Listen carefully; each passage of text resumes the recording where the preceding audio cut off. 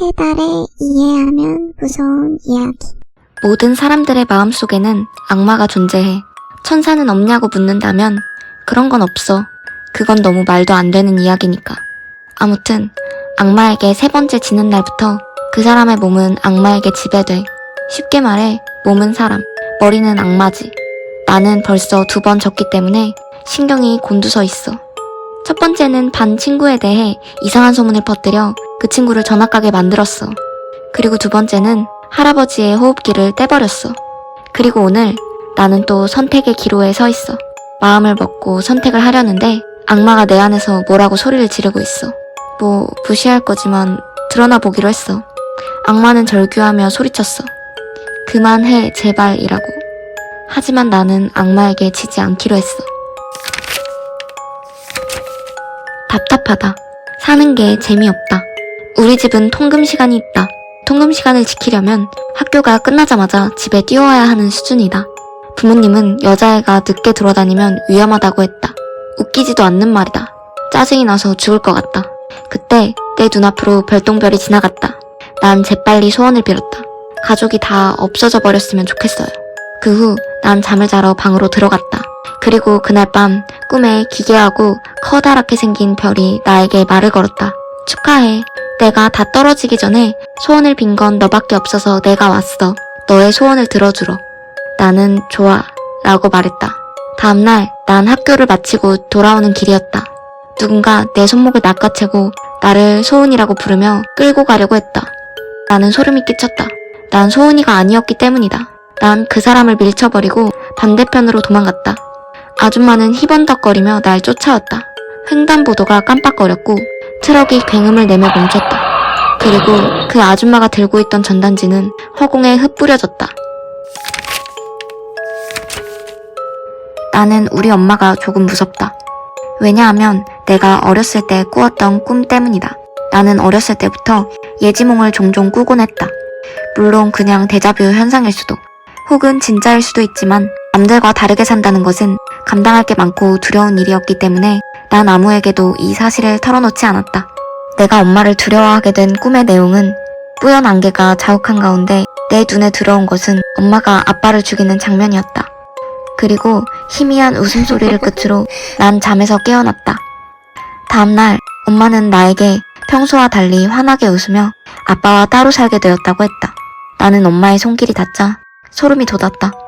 하지만 내색하지 않았다. 두려웠기 때문이다. 그렇게 아무 일 없듯 시간은 흘렀고 어느새 난 성인이 되었다. 오늘은 사랑하는 여자친구와 결혼을 앞두고 양가 가족들과 상견례를 하는 날이었다. 엄마는 오랜만에 곱게 차려입었다.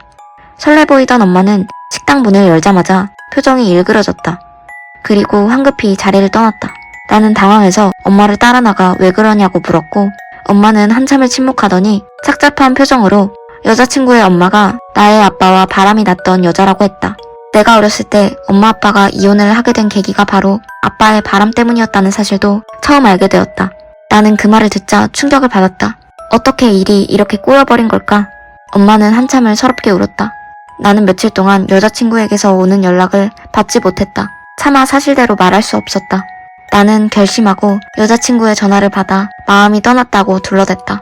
여자친구는 내 얘기를 듣더니 짐 정리도 할 겸 마지막으로 만나자고 얘기했다. 오랜만에 만난 여자친구는 초췌한 모습이었다. 나는 마음이 찢어졌지만 단호하게 그만 가보겠다고 하고 돌아섰다. 그런데 그때 내 등 뒤에서 뭔가 차갑고 날카로운 것이 느껴졌다. 여자친구는 자신을 떠날 거라면 차라리 이러는 편이 좋다고 말했다. 나는 그제서야 어렸을 때 내가 꾼 예지몽이 엄마가 아빠를 죽이는 장면이 아니라는 것을 깨달았다. 첫 번째 이야기. 주인공에게는 범죄를 저지르고 악한 행동을 하고 싶은 충동이 있었고 악마는 이를 만류했습니다.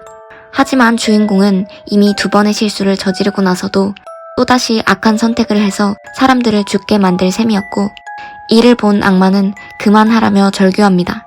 요즘 세상에 악마가 고개를 저을 정도로 못된 마음을 가진 사람이 많습니다. 끔찍한 일을 저질러 놓고 악마에게 홀렸다며 뭔가에 씌여서 그런 거라고 말하지만 이는 핑계일 뿐입니다. 아무리 숨겨도 본성은 드러나기 마련인 것이죠. 두 번째 이야기. 주인공은 납치당한 후 납치범들을 가족이라고 생각하며 살고 있었습니다. 하지만 주변에 들킬까봐 과도한 집착으로 이어진 납치범들의 행동에 주인공은 점점 진절머리를 느꼈고 별에게 소원을 빌어 가족을 없애달라고 했습니다.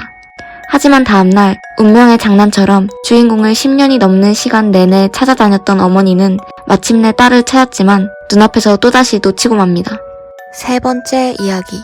주인공이 어렸을 때 꾼 예지몽이 엄마가 아빠를 살해하는 장면이라고 생각하고 엄마를 두려워했지만 사실 아빠는 바람이 나서 엄마와 이혼을 한 것이었을 뿐이고 엄마는 주인공을 책임지기 위해 최선을 다해 노력하며 살았습니다. 주인공이 본 것은 여자친구에게 살해당하는 자신의 모습이었습니다.